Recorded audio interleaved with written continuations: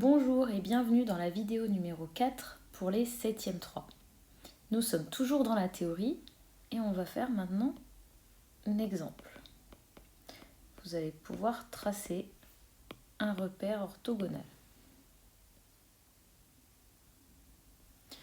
Alors vous laissez assez de place sur votre feuille et on va faire un repère orthogonal et on va prendre comme unité 1 cm sur les deux axes.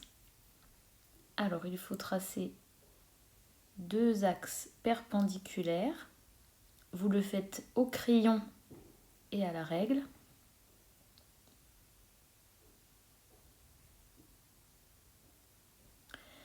Pour que ce soit des axes, il faut une origine. Et pour que ce soit un repère, ça doit être la même origine. Un sens et une unité. Donc 1 cm, c'est-à-dire 2 carreaux. Je vais noter ici que c'est l'axe horizontal. Il s'appelle l'axe des abscisses.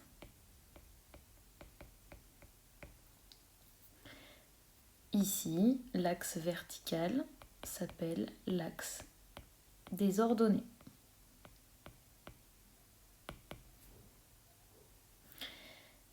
Et on va commencer par placer le point A qui a comme coordonnées 1, 2. Alors vous pouvez écrire en dessous A, 1, 2. Mettez pause sur la vidéo et essayez de le placer vous-même. Pour le placer, donc le premier nombre c'est l'abscisse.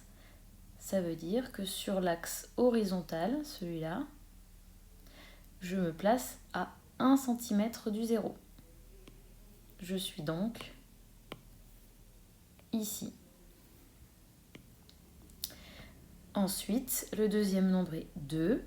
Donc ça veut dire que sur l'axe vertical, je vais jusqu'à 2. Donc en fait, on est ici et ici. Et on va faire le chemin pour trouver le point A. Vous le faites en couleur, mais avec une règle. Je ne peux pas faire avec la règle et en même temps des pointillés, malheureusement. À cet endroit se trouve le point A. Maintenant, pour voir si vous avez compris, vous placez le point B qui a comme coordonnées 2, 3. Mettez pause sur la vidéo avant de regarder la correction. Alors, 2, 3. Donc le premier nombre, c'est sur l'axe des abscisses. D'ailleurs, on va mettre ça en couleur, encore une fois. Ici, c'est l'abscisse du point.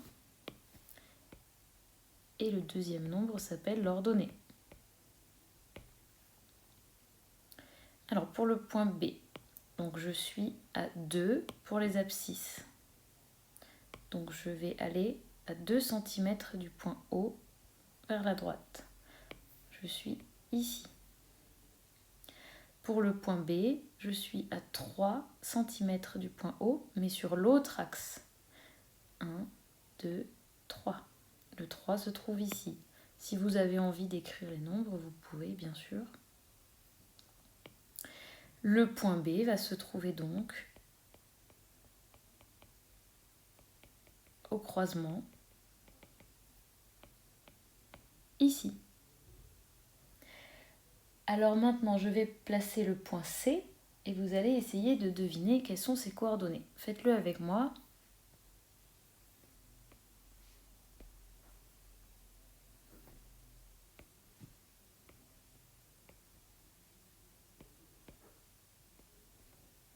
Voici le point C. À vous de trouver ses coordonnées.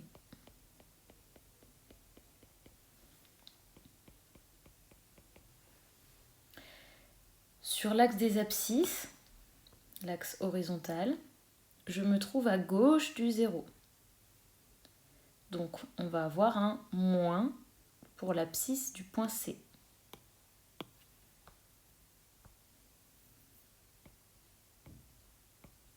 Moins combien? Alors, On regarde combien de centimètres on a. On est à 2 cm du point O, donc moins 2.